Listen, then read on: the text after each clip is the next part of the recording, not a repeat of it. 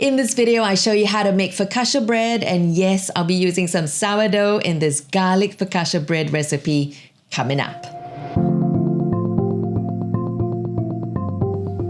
Hey, thanks for hanging out with me. It's Lynette with you here, and just in case you are meeting for the first time, I make health, beauty, and lifestyle videos to help you be beautiful and healthy naturally. So definitely consider subscribing, especially if you want to learn how to make healthy, fermented foods that are easily digestible for you and your family.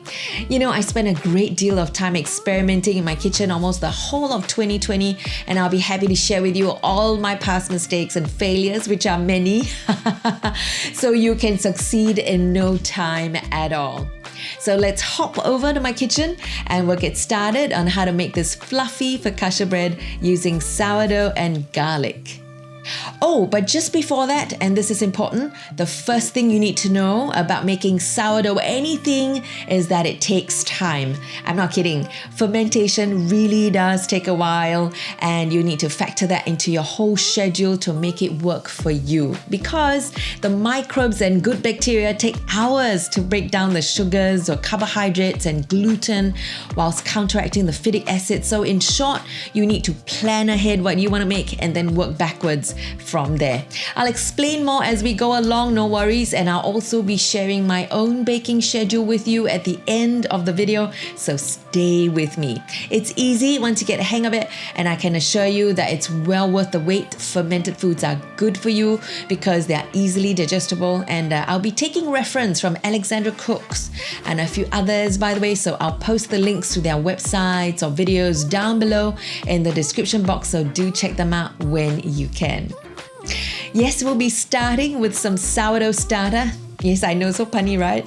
I fed it the night before and slept with it in my bedroom overnight so that it'll be nice and bubbly by the time I want to use it to make the fluffiest focaccia bread. If you're heading out to work the next morning, no worries, just pop the starter back into the fridge.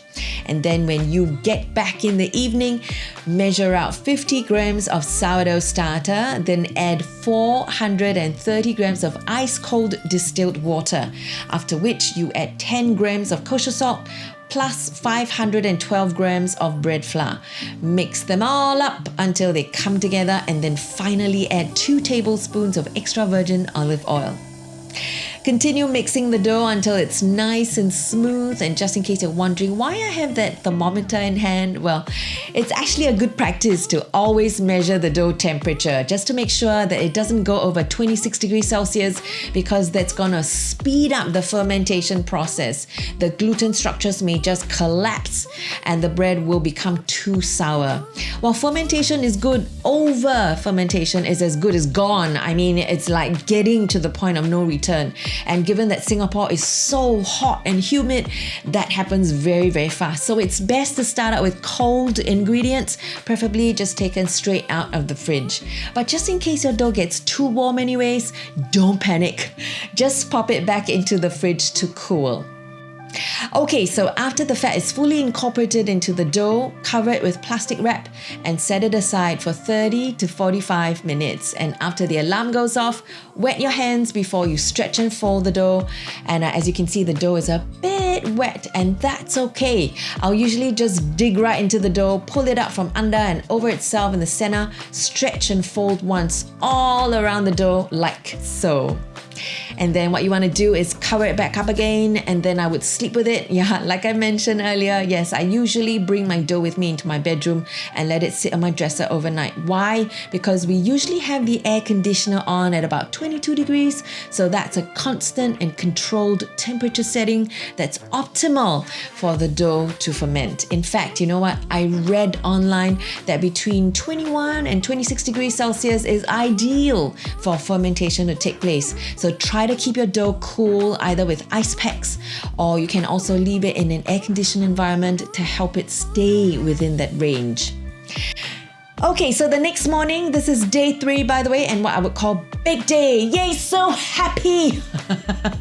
So I bring my dough back out to the kitchen where it's a lot warmer, but still I try to keep the temperature constant by making sure it doesn't go over 25 or 26 degrees Celsius. And I do that by placing an ice pack either on top or below, which I'll show you in just a bit.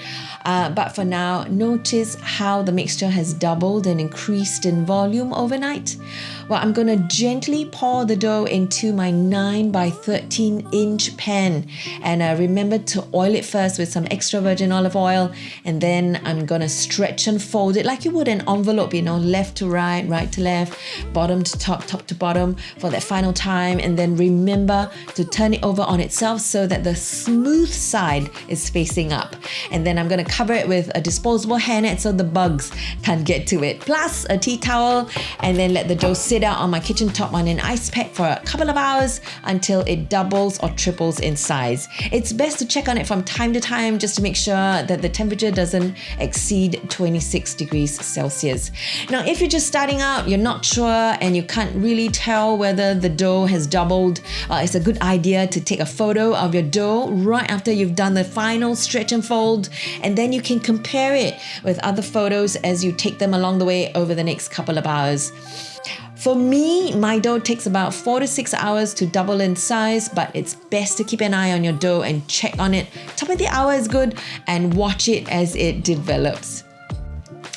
After it has doubled in size, preheat your oven at 220 degrees Celsius while you prepare the toppings. Crush 3 cloves of garlic and add them to 2 tablespoons of extra virgin olive oil. And to that, add 1 tablespoon of mixed herbs, and I'm adding an extra tablespoon of thyme to it for that extra hint of minty aroma. And then pan fry all of these for just a bit until the oil is infused with the herbs. Set it aside to cool. Now back to the dough that has obviously doubled or tripled in my case. Or gently poke with your fingers to create these dimples, and then add the garlic herb mix and sprinkle a generous amount of sea salt flakes over the top before popping it into the oven to bake for 25 minutes or until it is golden brown. And then take it out of the oven, transfer the bread onto a cooling rack, wait at least half an hour before slicing. Oh, I can tell you, this is so good. And that is how to make focaccia bread. And yes, you're right, that's the exact same formula I followed, the garlic focaccia bread recipe using sourdough. Well, I hope you found this video helpful to you. You're most welcome to follow along, pause, rewind, and refer to it the next time you feel like having homemade focaccia. And if you've got value out of this video, it'll be great if you could like it and share it with your friends. Better still, consider subscribing to my channel for more of these healthful, easy to do, and fun recipes. If you've got questions about how I maintain my sourdough starter or suggestions of how to best savor this fluffy focaccia bread, then just pop it in the comment section below. Till my next video, this is Lynette Tan signing off, and as always, stay beautiful and healthy naturally. Bye!